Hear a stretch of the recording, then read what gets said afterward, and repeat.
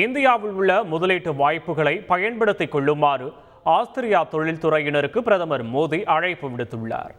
பிரதமர் நரேந்திர மோடியும் ஆஸ்திரிய அதிபர் கால் நெஹமரும் பல்வேறு துறைகளின் ஆஸ்திரிய இந்திய நிறுவனங்களைச் சேர்ந்த தலைமை செயல் அதிகாரிகளிடையே புதனன்று கூட்டாக உரையாற்றினர்.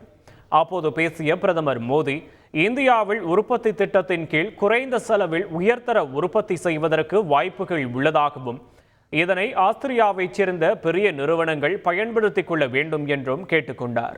மேலும் இந்தியாவில் உள்ள முதலீட்டு வாய்ப்புகளை பயன்படுத்திக் கொள்ளுமாறும் இந்தியாவின் சிறந்த வளர்ச்சி சூழலில் ஒரு பகுதியாக பங்கேற்குமாறு ஆஸ்திரிய தொழில்துறையினருக்கு பிரதமர் மோடி அழைப்பு விடுத்தார். இந்தியா ஆஸ்திரியா இடையே புத்தாண்டு ஒத்துழைப்பு 10 ஆண்டு ஒத்துழைப்பு வரைபடம் தயாரிக்கப்பட்டுள்ளதாக பிரதமர் மோடி தெரிவித்துள்ளார். ஆஸ்திரியா சென்ற பிரதமர் மோடிக்கு உற்சாக வரவேற்பு அளிக்கப்பட்டது. வியன்னாவில் பிரதமர் மோடி ஆஸ்திரிய பிரதமர் கால் நெஹமர் தலைமையில் இருதரப்பு பேச்சுவார்த்தை நடைபெற்றது.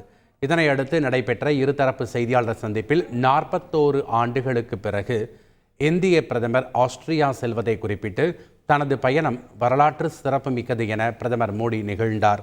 யுக்ரைன் போர், மேற்காசியாவில் நிலவும் சூழல்கள் குறித்து கால் நெஹமருடன் ஆலோசித்ததாக குறிப்பிட்ட பிரதமர் மோடி, போரில் அப்பாவி மக்களை கொல்வது சரியல்ல, இது போருக்கான நேரம் அல்ல என மீண்டும் வலியுறுத்துவதாக குறிப்பிட்டார். தீவிரவாதத்தை இந்தியாவும் ஆஸ்திரியாவும் கடுமையாக கண்டிக்கிறது எனவும் குறிப்பிட்டார்.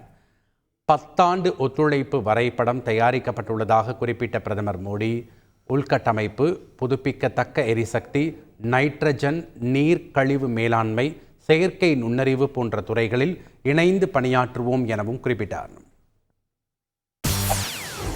செய்திகளை உடனுக்குடன் தெரிந்து கொள்ள உடனே சப்ஸ்கிரைப் பண்ணுங்க.